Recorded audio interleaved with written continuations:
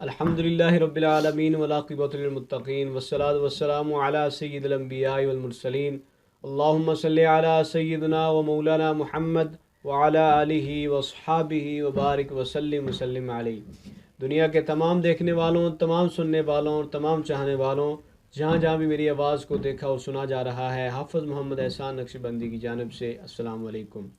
ناظرین، آپ دیکھ رہے ہیں پروگرام پیارے اسلام کی پیاری باتیں، اور آج کی بابرکت نشریات میں آپ کو خوش آمدید کہتا ہوں۔ ناظرین، آج کا جو ہمارا موضوع ہے کہ اسلام میں عورت کا مقام و مرتبہ کیا ہے، اس پہ بات کرنے کے لیے میرے ساتھ تشریف رکھتے ہیں ممتاز عالم دین حضرت علامہ حافظ محمد شکیل سعیدی صاحب۔ میں آپ کو خوش آمدید کہتا ہوں۔ تو بلا تاخیر اپنے موضوع کی طرف بڑھتے ہیں اور یہ جاننے کی کوشش کرتے ہیں کہ خانہ جاہلیت میں اسلام سے پہلے عورت کے ساتھ کیا سلوک کیا جاتا تھا۔ تو علامہ صاحب، میرا پہلا سوال آپ سے یہ ہے کہ اسلام سے پہلے زمانہ جاہلیت میں عورتوں کے ساتھ کیا سلوک کیا جاتا تھا، اسلام نے اسے کیا مقام و مرتبہ عطا فرمایا، اس پہ ذرا روشنی ڈال دیں۔ بسم اللہ الرحمن الرحیم، الحمدللہ رب العالمین والصلاة والسلام علی سید الانبیاء والمرسلین وعلی آلہ واصحابہ اجمعین۔ سب سے پہلے میں آپ کا شکر ادا کرتا ہوں۔ اللہ پاک آپ کے وجود کو سلامت رکھے، باکرامت رکھے اور ڈھیروں خوشیاں عطا فرمائے۔ اللہ تعالی ہماری اس روحانی محفل کو اپنی پاک مقدس اور بلند بارگاہ میں شرف قبولیت عطا فرمائے۔ آمین۔ آج کا جو موضوع ہے نہایت ہی اہمیت کا حامل ہے۔ تو سب سے پہلے ہم بات کرتے ہیں قرآن مجید فرقان حمید کی۔ اللہ رب العزت نے قرآن مجید فرقان حمید کے اندر ارشاد فرمایا، یہ سورہ النحل ہے اور یہ پارہ نمبر 14 ہے، اور سورہ نحل کی آیت نمبر 58 اور 59 ہے۔ اعوذ باللہ من الشیطان الرجیم، بسم اللہ الرحمن الرحیم۔ وَإِذَا بُشِّرَ أَحَدُهُم بِالْأُنثىٰ ظَلَّ وَجْهُهُ مُسْوَدًّا وَهُوَ كَظِيمٌ يَتَوَارَىٰ مِنَ الْقَوْمِ مِنْ سُوءِ مَا بُشِّرَ بِهِ أَيُمْسِكُهُ عَلَىٰ هُونٍ أَمْ يَدُسُّهُ فِي التُّرَابِ أَلَا سَاءَ مَا يَحْكُمُونَ۔ اور جب ان میں کسی کو بیٹی ہونے کی خوشخبری دی جاتی ہے تو دن بھر اس کا منہ کالا رہتا ہے اور وہ غصے سے بھرا ہوتا ہے۔ اس بشارت کی برائی کے سبب لوگوں سے چھپا پھرتا ہے۔ کیا اسے ذلت کے ساتھ رکھے گا یا اسے مٹی میں دبا دے گا؟ خبردار، یہ کتنا برا فیصلہ کر رہے ہیں۔ یہ دونوں آیتوں کا خلاصہ یہ ہے کہ جو مشرکین اللہ رب العزت کے لیے بیٹیاں قرار دے رہے ہیں، وہ کہتے تھے نا کہ اللہ تعالیٰ کی بیٹی ہیں، فرشتوں کو کہتے تھے معاذ اللہ، جب ان میں کسی کو بیٹی ہونے کی خوشخبری دی جاتی ہے تو غم، پریشانی اور پسند نہ ہونے کی وجہ سے سارا دن اس کے چہرے کا رنگ بدلا ہوا رہتا ہے اور وہ غصے سے بھرا ہوتا ہے۔ مراد یہ ہے جب مشرکین اپنے لیے اس بات کو پسند نہیں کرتے، بیٹی ان کی طرف منسوب ہو، تو اللہ عز و جل کی طرف بیٹی کی نسبت کرنے کو انہوں نے کیسے پسند کر لی۔ بے شک۔ اچھا، لڑکی پیدا ہونے پہ رنج کرنا اور منہ کو ڈھیلا کرنا یہ مسلمانوں کا کام نہیں، بے شک، یہ کافروں کا طریقہ ہے۔ کافروں کا طریقہ ہے، بے شک۔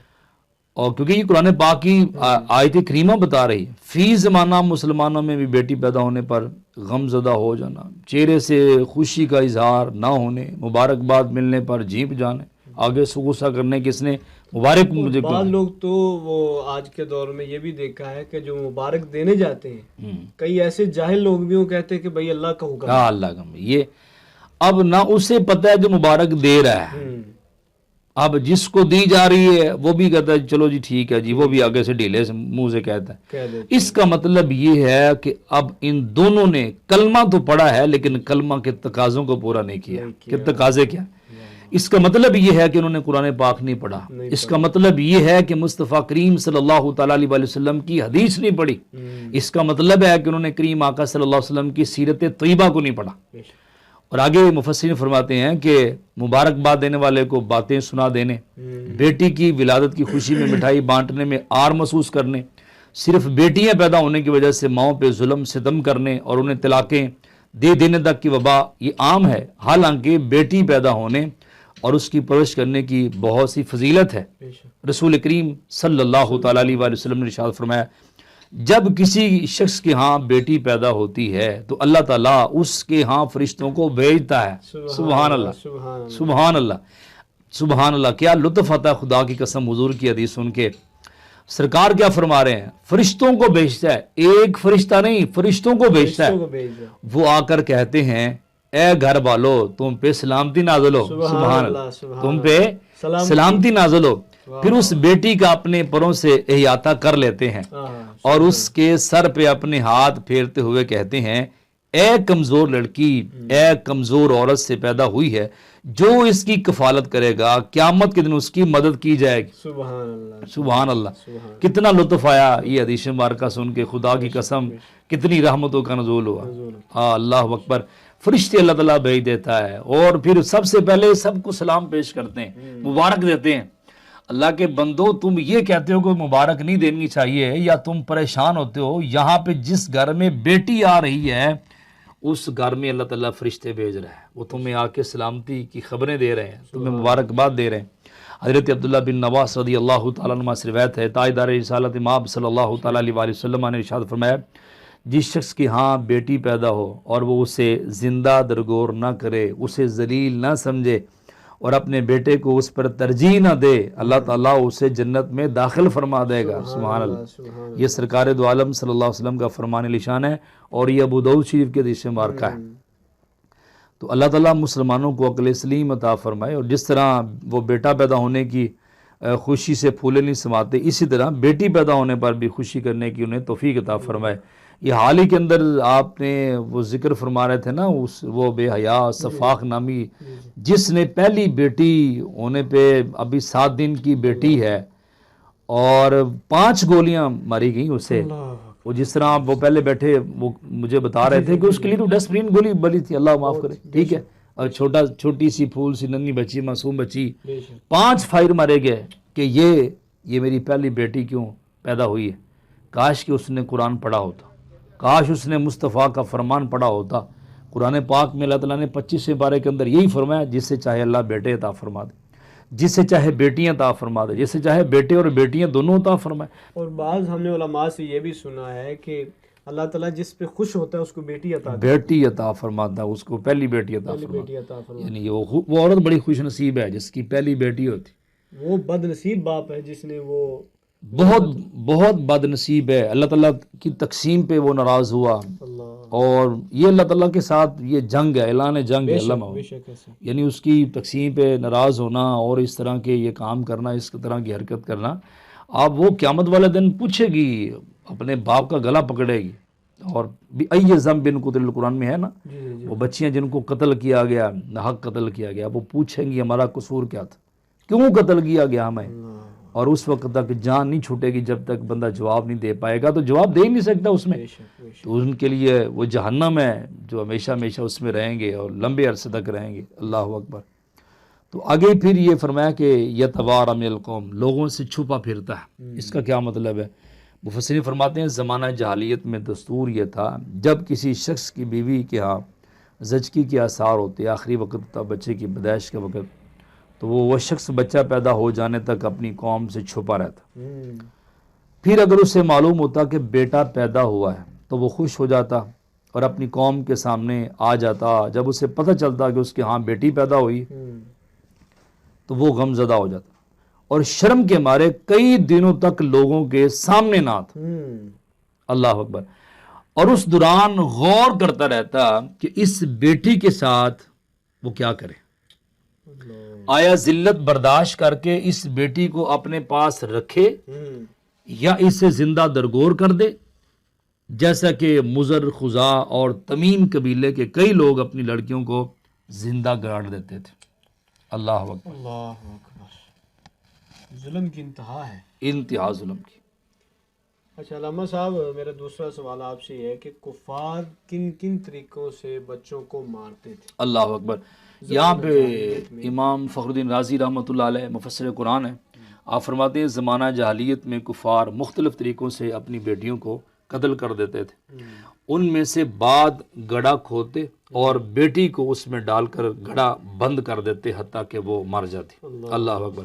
اور بعد اسے پہاڑی کی چوٹی سے پھینک دیتے اور بعد اسے غرق کر دیتے، بعد اسے ذبح کر دیتے تھے۔ ان کا بیٹیوں کو قتل کرنا بعد اوقات غیرت اور حمیت کی وجہ سے ہوتا تھا، اور بعد اوقات فقر و فاقہ اور نان نفقہ لازم ہونے کے خوف سے وہ ایسا کرتے تھے۔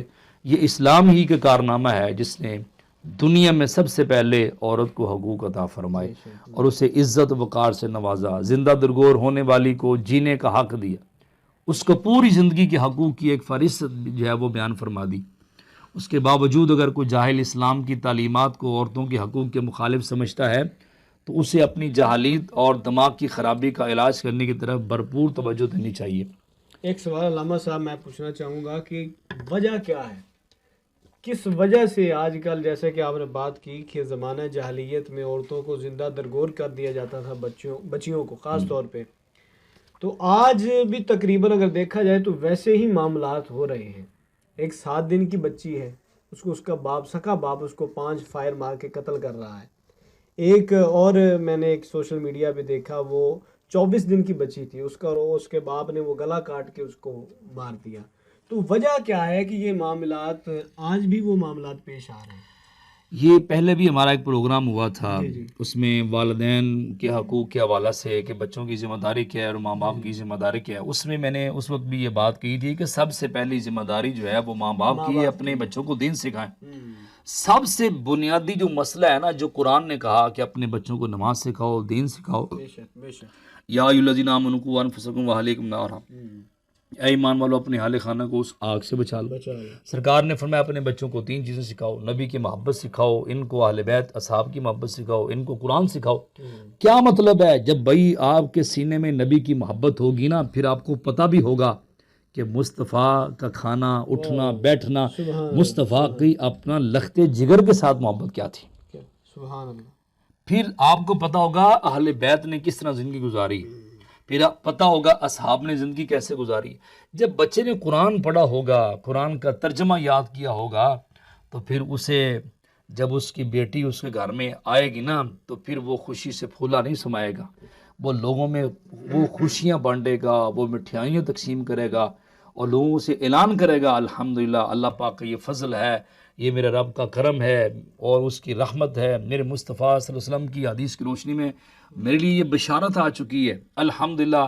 اب مجھے یقین کامل ہے کہ میں الحمدللہ بے ایمان ہو کے نہیں مروں گا، میں مسلمان ہو کے مروں گا، کیونکہ حضور نے جو فرما دیا، ایک بیٹی کا ذکر ہے، 2 کا ذکر ہے، 3 کا ذکر ہے، سرکار نے فرمایا جو اس کی پرورش کرے اسے ذلیل نہ سمجھے۔ ابھی جو بات ہوئی ہے حدیث مبارکہ کی، تو پھر وہ اس کی پرورش کرے گا خوشی کے ساتھ۔ سب سے بنیادی مقصد حافظ صاحب یہ ہے کہ ہم دین سے دور ہیں، دین سے دور ہے۔ اور اگلی بات میں آپ کو یہ بتا دوں، آج ہم اگر اپنے بچے کی شادی کرتے ہیں نا، ایک نوجوان اس کے 3 بچے ہیں، ابھی تک اسے یہ نہیں پتا کہ غسل کے فرائض کیا ہیں۔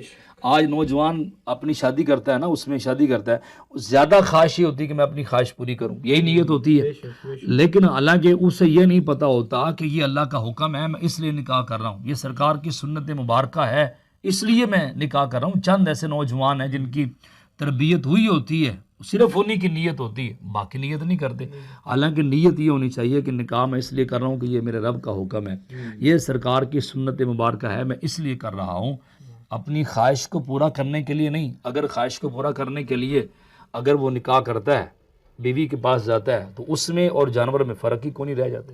اس لیے سب سے پہلی ذمہ داری حافظ صاحب ہماری ہے کہ ہم اپنے بچوں کو دین سکھائیں، ان کو بتائیں یہ بیوی کیا ہوتی ہے اور یہ بیٹی کیا ہوتی ہے، بہن کیا ہوتی ہے، جس روپ کے اندر ابھی آئے اللہ تعالیٰ نے اسے عزت عطا فرمائی ہے۔ اسلام کے اندر کوئی بھی تہذیب آپ اٹھا کے دیکھیں، کسی تہذیب کے اندر بھی یہ اتنی عزت عورت کو نہیں دی گئی جتنی عزت اسلام نے عورت کو عطا فرمائی۔ بیٹی کی روپ کے اندر ہو تو مصطفیٰ کریم صلی اللہ علیہ وسلم کی سیرت مبارکہ دیکھیں، سرکار سید زہرا پاک کے لیے آپ کھڑے ہو جاتے اور پیشانی کو چومتے، ہر بار چومتے، بار بار چومتے، اور پھر جب یہ بہن کی روپ میں ہوتی ہے تو آقا علیہ السلام کیا فرماتے ہیں، حضرت شیمہ رضی اللہ تعالیٰ عنہ کہ آپ خود تشریف لائی ہیں، کسی بندے کو بھیجے تھے، آپ دور تک گئے، تحفہ بھی دے کے آئے، سب کچھ کیا، تو یہ بتایا امت مسلمہ کو کہ جب بہنیں بھائیوں کے دروازوں پہ آتی ہیں تو بھائی خالی نہیں موڑتے، اس انداز میں۔ اور پھر اگر بیوی کی روپ کے اندر ہو تو پھر حضور اکرم صلی اللہ تعالیٰ علیہ وآلہ وسلم حضرت خدیجہ الکبریٰ کے لیے فرماتے ہیں لو ارتی جلتی لآتیتک، فرمایا کہ تو نے صرف چادر مانگی ہے اگر میری جلد بھی مانگتی تو وہ بھی میں اتار کے دے دیتا. اور اپنی امی جان کے لیے کیا فرمایا, اگر ماں کے روپ کے اندر ہو, یہاں تک کہ جو ایک سادی سی اماں جان ہے وہ تشریف لائیں, سرکار کھڑے ہوئے اپنی چادر بچھا دی, جن کے لیے جب آپ وہ اوڑھتے ہیں تو قرآن فرماتا ہے یا ایھا المزمل, وہ اگر لے کر لیٹ جاتے ہیں تو یا ایھا المدثر قرآن فرماتا ہے. اللہ تعالیٰ کو اتنی پسند آتی ہے تو وہ بچھا دیتے ہیں, کافی دیر تک ان سے بات کرتے ہیں, بڑے ادب کے ساتھ بیٹھے رہتے ہیں, گفتگو ہوتی ہے. آپ جن صحابہ کرام کو پتہ نہیں, اب وہ بعد میں دوسرے صحابہ سے پوچھتے ہیں کہ مائی سادہ تھی لیکن پروٹوکول بڑا مل گیا ہے, عزت مقام بڑا, یہ کون ہے؟ تو پھر انہوں نے بتایا کہ یہ سرکار کی رضائی اماں جان حضرت حلیمہ سعدیہ رضی اللہ تعالیٰ. یعنی یہ رضائی امی جان جو ہیں ان کا مقام حضور کی بارگاہ میں یہ ہے کہ جو سرکار کی اپنی سگی امی جان حضرت آمنہ رضی اللہ تعالیٰ عنہ, ان کا مقام. یہاں تک حضور نے فرمایا نا کہ میں عشاء کی نماز میں ہوتا اور سورۃ فاتحہ کی تلاوت بھی کر رہی ہوتی ہے, نقرات فاتحۃ الکتاب, اور ادھر سے میری امی جان آواز دیتی تنادو یا محمد لعجبتھا لبیک, تو فرمایا کہ میں نماز توڑ کے ماں کی بارگاہ میں چلا جاتا. تو اس انداز کے اندر ماں کے روپ کے اندر ہو تو اسلام نے عزت دی. یہاں تک فرمایا جو ماں باپ کو ایک شفقت کی نگاہ سے دیکھ لیتا ہے اللہ اسے مقبول حج کا ثواب عطا فرماتا ہے. اس انداز میں اللہ تعالیٰ نے یہ مقام و مرتبہ عطا فرمایا ہے اسلام نے اس انداز کے اندر. ماشاءاللہ بہت پیاری گفتگو کی. اور آخری سوال میرا آپ سے ہے کہ قرآن و حدیث اور سیرت طیبہ کی روشنی میں ہمیں کیا سبق ملتا ہے؟ ہمیں سبق یہی ملتا ہے کہ بیٹا ہو یا بیٹی, اللہ تعالیٰ کی جو بھی نعمت ہے اس کو سینے سے لگایا جائے اور اللہ پاک کی مقدس بلند بارگاہ میں شکر ادا کیا جائے. بیٹی پیدا ہوئی ہے تو سب سے پہلے 2 رکعت نفل پڑھیں, اللہ کی بارگاہ میں شکر ادا کریں, اور سب سے پہلے اللہ کی بارگاہ میں دعا کریں, اپنے لیے دعا کریں, سب کے لیے دعا کریں. اللہ جن کے پاس نہیں ہے ان کو بھی عطا فرما, بیٹے بھی عطا فرما, بیٹیاں بھی عطا فرما, مالک میں تیری رضا پہ راضی ہوں. اور اس انداز کے اندر پھر آقا علیہ السلام کا جو فرامین ہیں ان کی روشنی کے اندر بھی یہی ہے کہ اپنی بیٹیوں سے محبت کریں, ذلیل نہ سمجھیں, ان کو پروٹوکول عزت دیں, اور جو بھی ان کا حق بنتا ہے ان کو وراثت کے اندر جو ان کا حق ہے وہ ان کو ضرور دیا جائے. اور سیرت طیبہ کے حوالہ سے یہ ہے کہ جس طرح مصطفیٰ کریم صلی اللہ تعالیٰ علیہ وآلہ وسلم نے اپنی شہزادیوں کو مقام و مرتبہ دیا نا, عزت دی, اللہ اکبر, جس طرح پیار کیا, تو سرکار کی سنت کے مطابق جو ہے وہ ان کے ساتھ محبت اور پیار کرنا چاہیے. حضور اکرم صلی اللہ تعالیٰ علیہ وسلم کی سیرت طیبہ تو یہ ہے, ایک عورت ہے اس کا سر ننگا ہے, سرکار ایک صحابی کو فرماتے ہیں اس کے سر پہ کپڑا دو, یا رسول اللہ کافر کی بیٹی ہے. تو آپ نے فرمایا بیٹی بیٹی ہوتی ہے, چاہے مسلمان کی ہو یا کافر کی بیٹی ہو. تو یہ وہ اخلاق تھا جس کی وجہ سے ہزاروں لوگ, لاکھوں لوگ اسلام کے اندر داخل ہوئے. یعنی کہ اگر بیٹی کافر کی بھی ہے تو اس کو بھی وہ ہاں حیا ضروری ہے جی, بالکل حیا, اس کی عزت, وہ یہ سب کچھ. بیٹی تو ہے نا آخر اس انداز کے اندر, یہ ہمیں اسلام یہی سبق دیتا ہے. یہ ان لوگوں کے لیے بہت بڑا جواب ہے جو آج کل یہ نعرے لگاتے ہیں کہ میرا جسم میری مرضی, اور وہ جو لبرل ایک طبقہ ہے نا وہ کہتے ہیں کہ اور یہ تو اسلام دشمن ہے نا, مطلب آئے طریقے سے کوئی نہ کوئی وار کرنا, اس میں کمزوری ہماری ہے مسلمانوں کی. جب ہم اپنے بچوں کو صحیح معنوں کے اندر دین پڑھائیں, وہ تو 2 4 10 لونڈیاں ہوتی ہیں, کھڑے کر دیتے ہیں وہاں پہ میرا جسم میری مرضی, اور ان کے ساتھ لونڈے آ جاتے ہیں. بڑی حیرانگی والی بات ہے, میں نے 1 2 نوجوانوں کو دیکھا لڑکیوں والے سوٹ پہنے ہوئے وہاں پہ, ان کے ساتھ جناب وہ مارچ کر, ٹھیک ہے. تو مطلب اس طرح کے کرائے کے لوگ وہ مل جاتے ہیں وہ سب کچھ ہونے کے لیے. لیکن ایک طرف یار 1.5 ارب سے زائد مسلمانوں کی یہ تعداد ہے اس وقت, اگر وہ صحیح معنوں کے اندر وہ ایک ہی پیغام دے تو کتنا پیغام بنتا ہے. یہ تو بہا کے لے کے جائیں گے, اتنا بڑا سمندر ہے مسلمانوں کا. تو جب ان کے اندر سے یہ بے حیائی شروع ہوتی ہے نا تو پھر دوسرے کام کر دیں. حافظ صاحب آپ یہ دیکھ لیں کہ اس طرح کے لوگ بڑی بڑی تہجد گزار, 5 وقت کی نمازیں پڑھنے والی وہ مائیں, بڑی مائیں, وہ عمر بھی یہی ہے کہ اب تو بس وہ قبر میں جانے کے لیے تیار ہیں.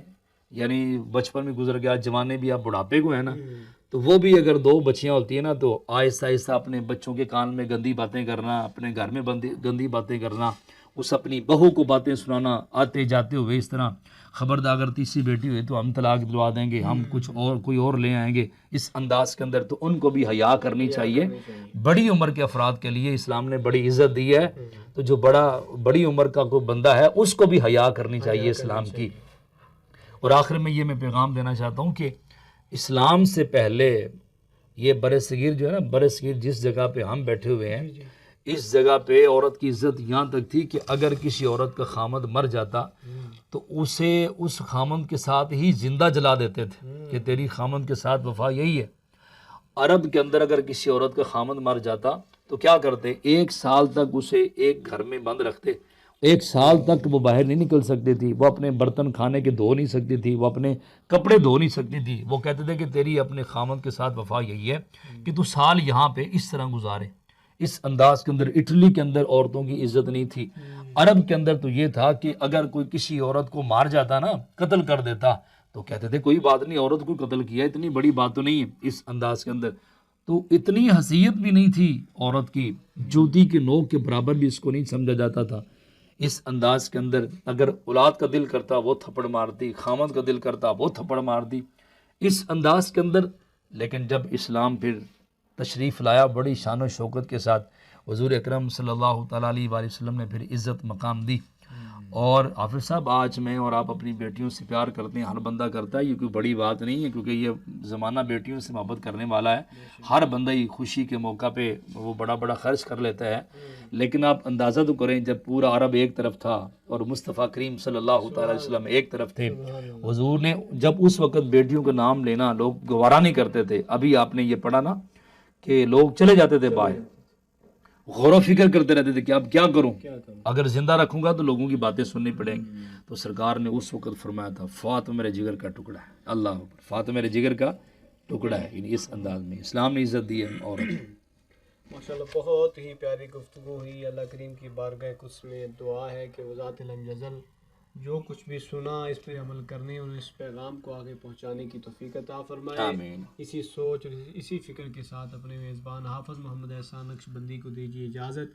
انشاءاللہ اگلے پروگرام میں ہوگی آپ سے ملاقات، تب تک کے لیے اللہ حافظ۔